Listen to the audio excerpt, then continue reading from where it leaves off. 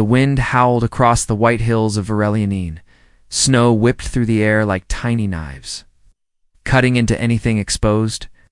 Jack Brenner pulled his thermal coat tighter and kept walking, boots crunching in the thick snow. His ship had dropped him near the Oldcombe station. It was supposed to be a quick repair job. Simple, safe, just fix the broken antenna and call for pickup. But now, something felt wrong. His HUD kept glitching. Temperature was dropping fast, even for this frozen planet, and then something strange. His scanner beeped once, a weak heat signal. It's barely alive. Jack frowned, looking around. Just snow. Snow and wind. But the signal came again, a little to the left. He moved closer. That's when he saw it. A hand. Half buried in snow, blue-skinned, small, not human. Jack's heart raced. He dropped to his knees and started digging with his hands. The snow was thick and heavy, clinging to his gloves. Bit by bit, the shape became clear. It was a Gurlan alien girl. Her skin was pale blue, her face delicate, with markings like silver vines across. Her cheeks. Her lips were turning purple. She wasn't moving. Jack didn't hesitate. He pulled off his pack and wrapped her in a thermal blanket. But as he lifted her, he heard a soft sound like a whimper. He froze. There was something else under her, another body, smaller, a child. He gasped and dug faster. It was a younger girl, maybe 8 or 9 by human years. Same skin, same markings. She was curled up, barely breathing. Her tiny hands gripped the older girl's arm. "Sisters," Jack muttered. "What happened to you? No time to wonder?" He grabbed both of them and lifted them into his arms. They were light, too light, starving, freezing. The storm screamed louder. Now, snow swirling around them like a storm of ghosts. Jack turned and started back toward his shelter. His breath burned in his chest. His legs felt like stone. But he didn't stop, not today. The shelter was a small, outpost bare metal. 1 heat generator, 2 emergency cots. Jack kicked the door open and rushed inside. Heat blasted his face. He laid the girls on the cots and ripped open his supply. Pack, blankets, nutrient packs, heat pads. He worked fast, hands shaking not from fear, but from urgency. He placed the younger girl near the generator and started rubbing her arms. Trying to get warmth back into her body, she coughed, just a little. It was enough to give him hope. Then he moved to the older one. Her eyes were closed, lips pale. He tapped her cheek. "Come on, stay with me." Her eyes fluttered. Slowly she opened them. Bright silver, glowing faintly even in the dim light. She looked at him, confused. Then she whispered something in a language he didn't understand. He leaned in. "I don't know what you're saying, but you're safe. I got you." Her lips moved again, this time slower. "You saved our bond?" Jack frowned. "Your bond?" She nodded weakly. "You are our flame now?" Jack blinked. "Wait, what does that mean?" But she had already passed out. Jack sat down, wiping sweat from his forehead. The storm outside was still raging. He looked at the 2 girls, now wrapped in warm blankets, their faces calmer, though still pale. He didn't know who they were. He didn't know where they came from. But they were alive. And something told him. This was only the beginning. Opened his comlink and tried to call. HQ. Nothing. Static. The storm was too strong. He'd be stuck here for at least another 2 days. 2. Alone with 2 strange alien girls from a species he didn't recognize, speaking in riddles. He checked the supply count. Enough food and heat for all 3 for now. Jack looked back at the older girl. Her face was peaceful now. It's almost beautiful in a strange, ethereal way. Not the usual aliens he'd seen before. She didn't look dangerous. She looked grateful, but her words echoed in his head. "You are our flame now." What did that mean? Hours passed. The storm howled louder than ever. Jack had set up emergency alerts, reinforced the outer walls, and made sure the girls stayed warm. The little one, the younger sister, stirred in her sleep. She opened her eyes for a moment, then reached for Jack's hand. He held it gently. "You're okay now," he whispered. "I'm not going to let anything happen to you." And then just before drifting back to sleep, the younger girl whispered something in the same alien language. Jack didn't understand, but somehow it felt like a thank. You had outside, the storm screamed like a living thing. Inside, warmth returned. But with it came something strange. Two sisters rescued from certain death, and a human who didn't know. He had just stepped into a vow older than any earth law, a vow that couldn't be broken, not without consequences, and far away. Something else had begun to move. Something that knew exactly who those girls were and who had dared to save them. Jack didn't sleep that night. The storm outside howled like a wild beast. But it wasn't the wind keeping him awake. It was the two girls' alien sisters wrapped in heat blankets. Breathing slow and soft beside the portable heater, he sat near them, eyes heavy but alert. He had questions, too many. Why were they out there? Who left them to die? What did the older one mean when she whispered, "You are our flame now"? Morning came, but the storm didn't stop. The sky outside the station's window was nothing but white, thick and endless. But inside, something shifted.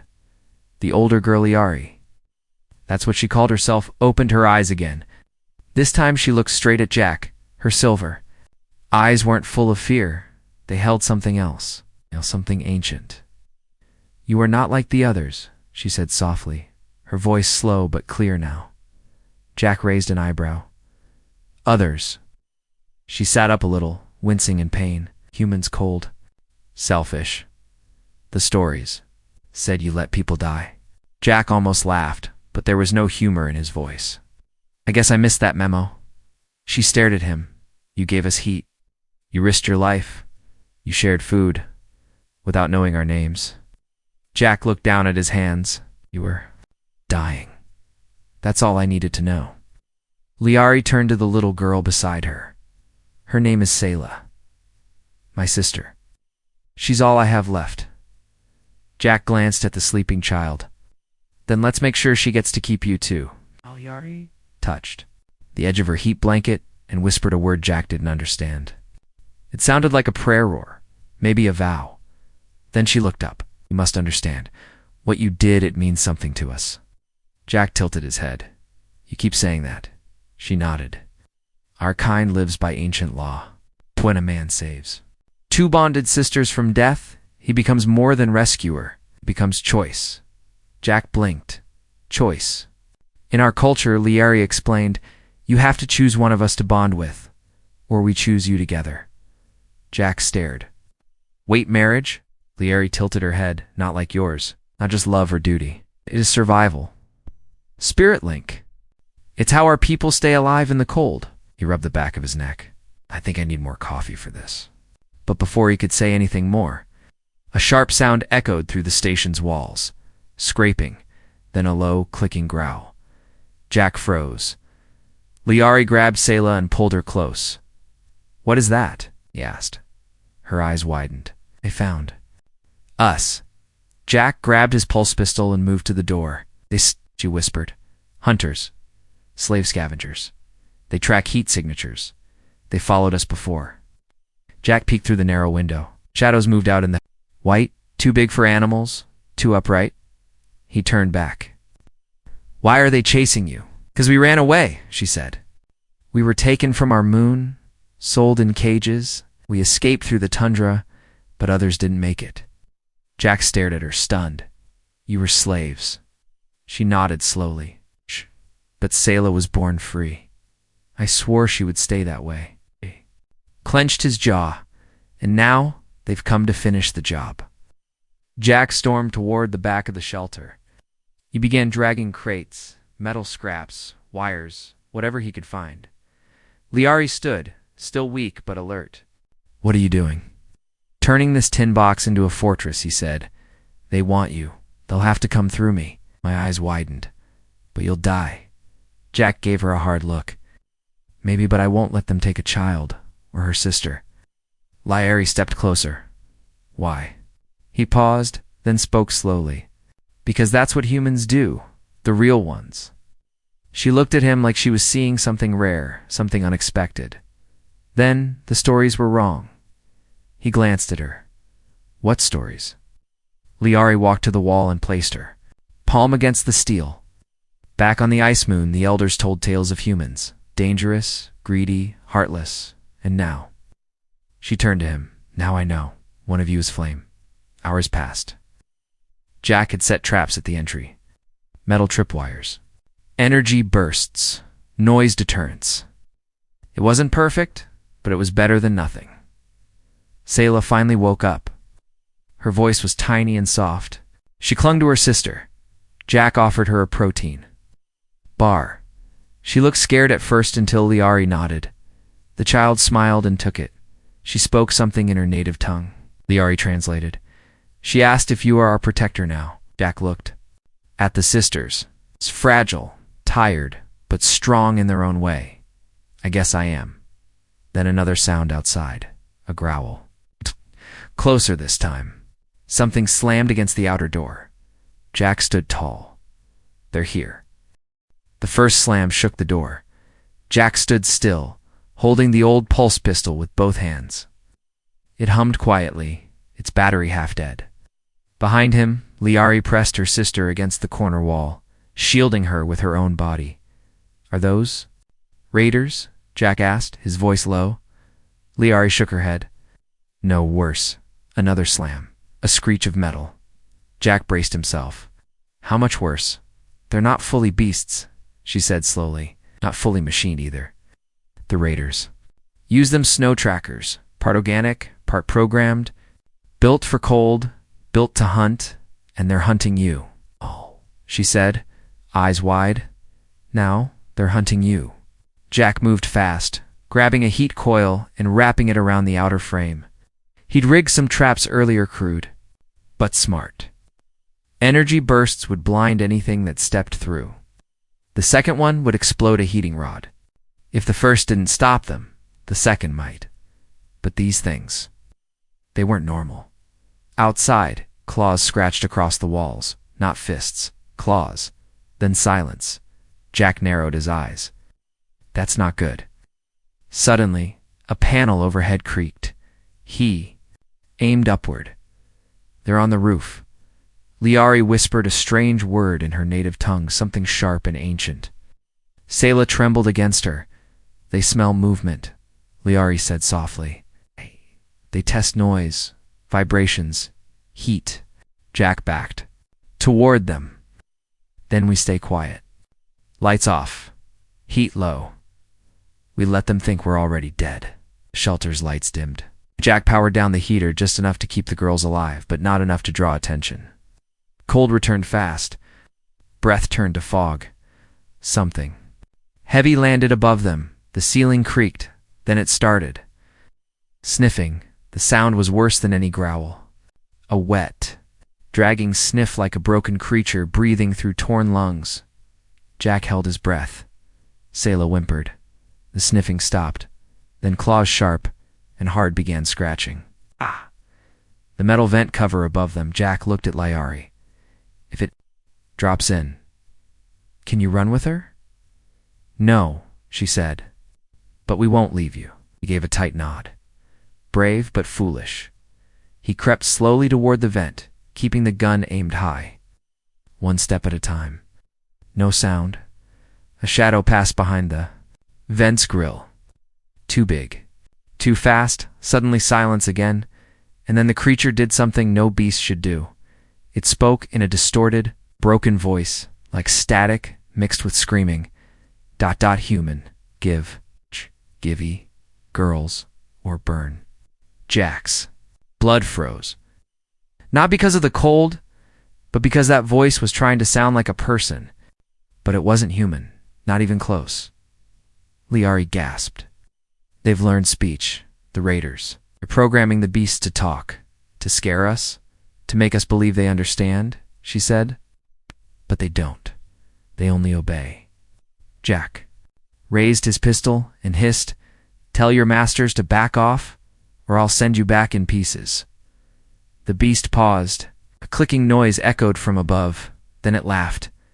A glitchy, broken laugh metal, mixed with madness. Jack fired. The pulse. Shot burned through the ceiling panel. A high-pitched screech followed. The creature tore away from the roof. Outside, Storm screamed again, but this time, it wasn't just wind. More of them were coming. Back to the heater, Jack ordered.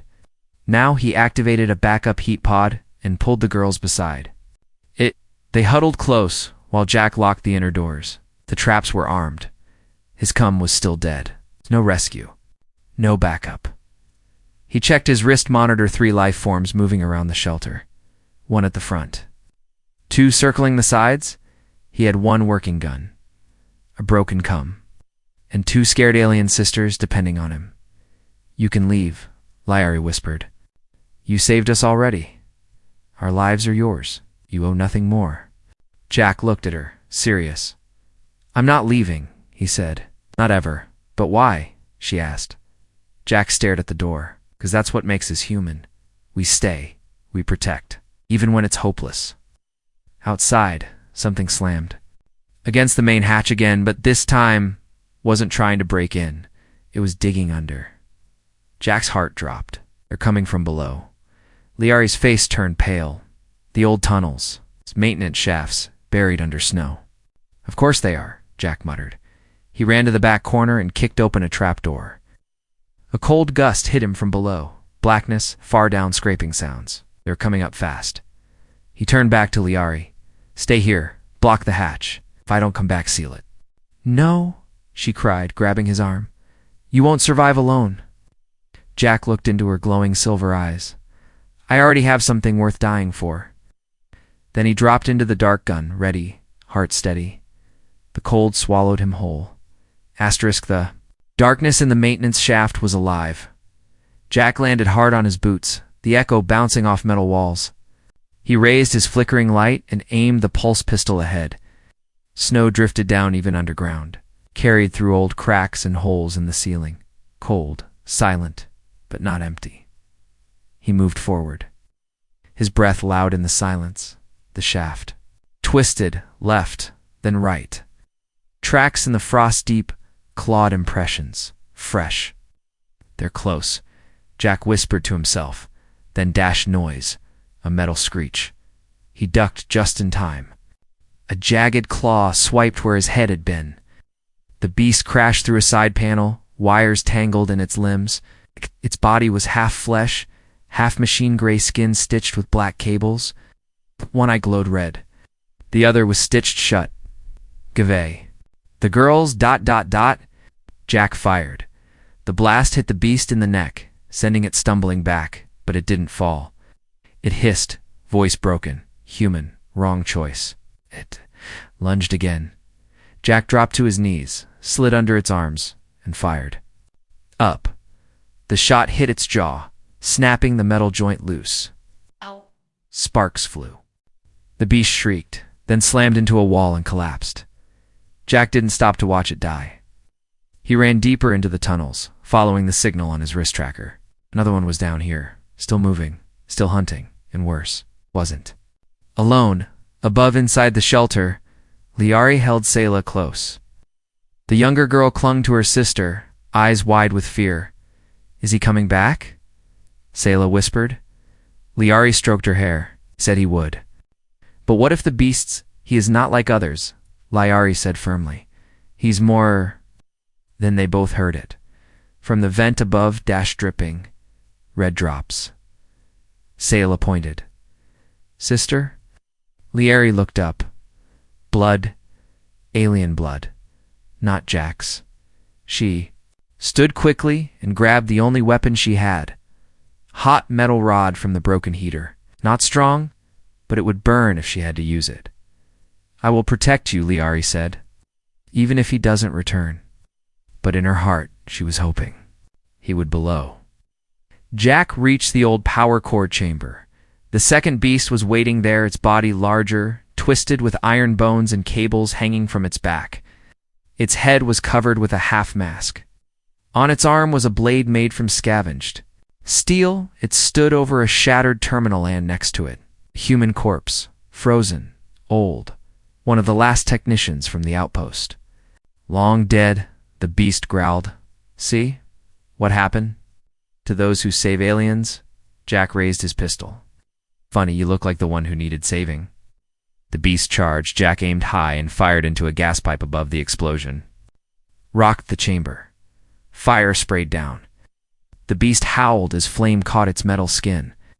But even in fire it didn't stop. It came screaming.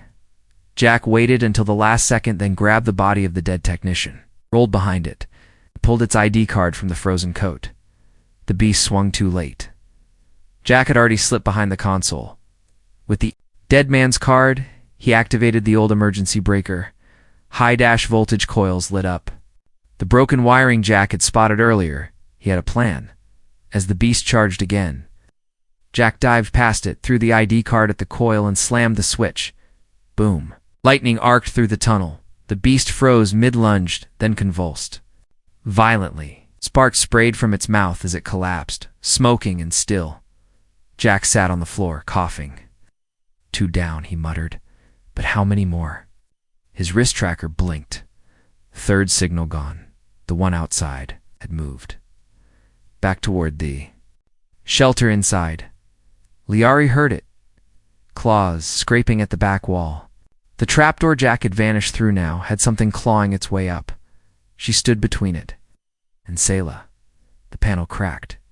A long metal claw pierced through. Selah screamed. Liari raised the hot rod hand shaking. But just as the beast broke, Throughboomit stopped, then fell backward, smoking. Jack climbed up right after. Coughing from the fire, his pistol low on charge but still glowing faintly. Yari gasped. You're alive. Jack smirked, blood on his face. Told you I'd be back. He looked at the charred beast, then at her. Nice work holding the line. She stared at him, something deeper in her eyes now. Not just gratitude, but trust and something stronger. You came back, she whispered. For both of you, he said. But as they caught their breath, Jack's wrist tracker lit up again. A new signal, not one. Many dozens. Outside, approaching fast. Jack's wrist device flashed red dot, multiple life forms.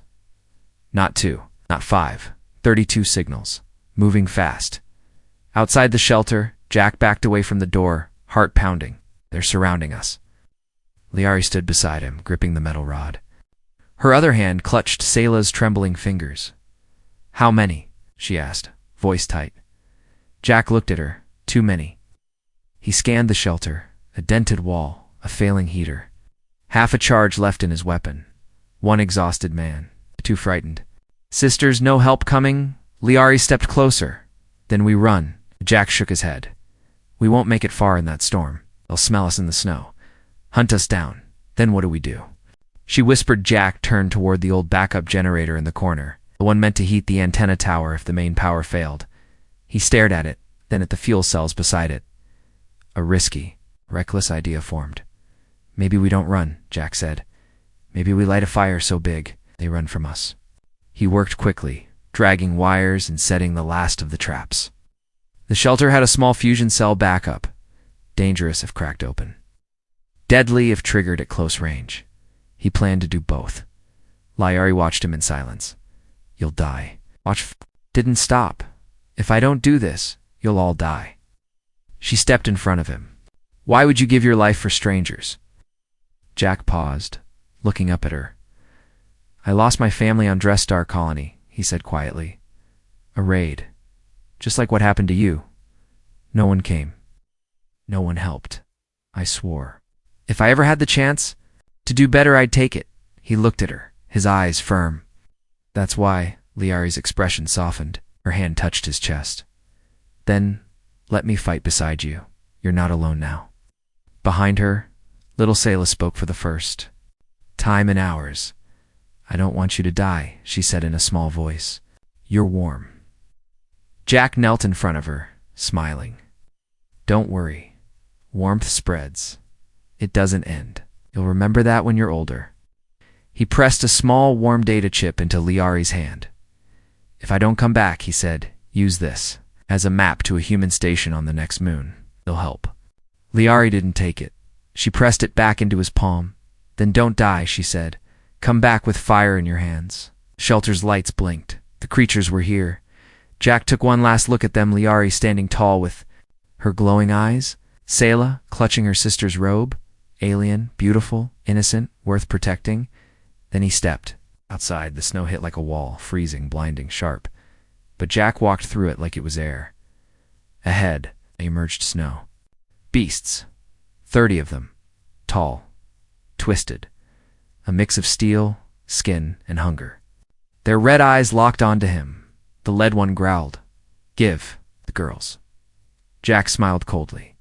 "Come take them." They charged. Jack ran straight for the old tower, ducking behind it. He had minutes, maybe seconds. He slapped the fuel. Cell's core, cracked it open, then wired it to the array. The energy climbed fast, building unstable. His traps had one purpose now: stall, delay, confuse.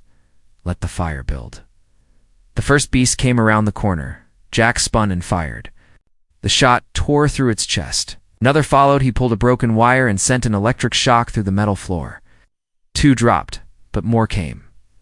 10, 15. Jack backed up to the base of the tower. He held the ignition trigger. "Let's light up the sky," he said. But then movement behind him. Not a beast. Why? She grabbed a second power coil and tossed it beside him. "I said you're not alone," she shouted over the storm. Jack stared in disbelief. "I told you to stay inside." "I told you," she said, "that you're ours now." Together, they connected the final wires. The tower lit up like a sun. The snow beasts stopped, confused, afraid. Too late. The fusion cell exploded upward. In a blinding blast of heat, light, snow melted in a ring for 50 meters. Fire roared into the sky. The creatures screamed. Some turned and ran. Others burned, sparks flying from their limbs. And in the center of it all stood Jack. Still, alive, covered in ash, burned, bleeding, but standing. He turned toward Liari, breath ragged. That should slow them down. She ran to him, catching him before he fell. "You idiot," she whispered. "Brave, burning idiot." He smiled, still warm. She held him close, warmer than ever. Inside the shelter, Selah peeked. Out the hatch, she saw flames rising through the storm. And for the first time in days, she smiled. The human hadn't just saved them. He gave them fire. The snow had stopped. For the first time in days. The wind was quiet. The clouds above Verelianine broke open just enough to show a silver sky. Inside the shelter, Jack lay on a cot, his face bruised, his arm bandaged. Burn marks streaked across his jacket. But he was alive. Barely across from him, Liari sat in silence, watching him. Her silver eyes never left his face. Selah curled beside her, asleep with a faint smile, finally resting in peace. Jack stirred. His eyes fluttered open. "I'm not dead," he croaked. "No," Liari whispered. "You're not. Not yet." He managed a grin. Then that blast wasn't big enough. She smiled back, but it faded quickly. It was enough to scatter the beasts. They're gone, for now. Jack tried to sit up, groaning. "And the shelter?" "Stable," she said. "Your traps worked." Jack looked down at his bandaged hand. "And you stayed." Liari's expression grew serious. "We all stayed. Because now comes the hard part." Jack blinked. "Harder than blowing up a fusion coil?" She didn't answer. Instead, she stood and walked toward a metal case near the wall. Inside it were 2 thin bracelets made of braided silver, pulsing faintly with energy. Jack frowned. "What's that?" Liari turned to him. "Our law, our right." Jack narrowed his eyes. "You mean the whole choose your bond thing?" Nodded. "We are sisters of the Verelian ice line. We were saved from death by your hands. That means you must bond." Jack sat back, exhaling slowly. "You're serious."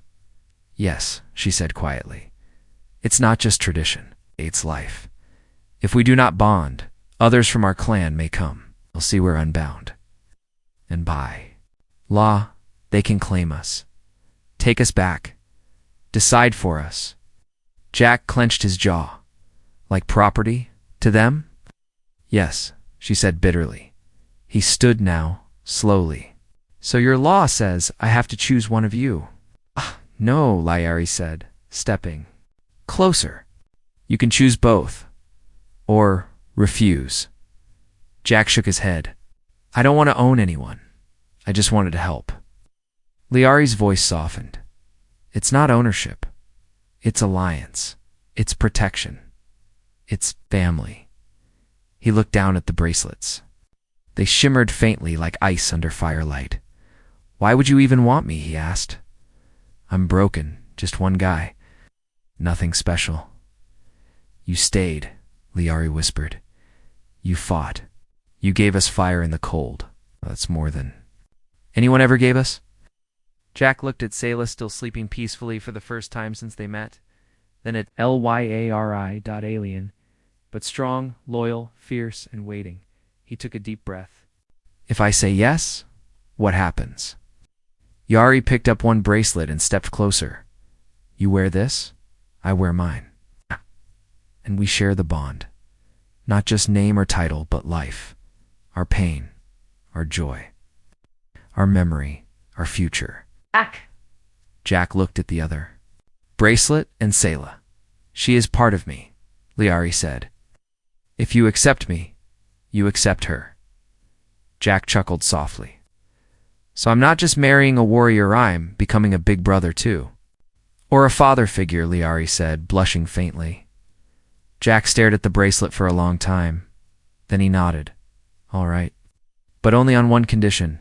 Liari's eyes locked with his. What is it? Ow. No one owns anyone, he said.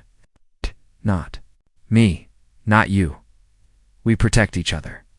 That's it, she smiled. That's all I ever wanted. She handed him the bracelet. He took a tan, slid it onto his wrist. It glowed faintly. So did hers.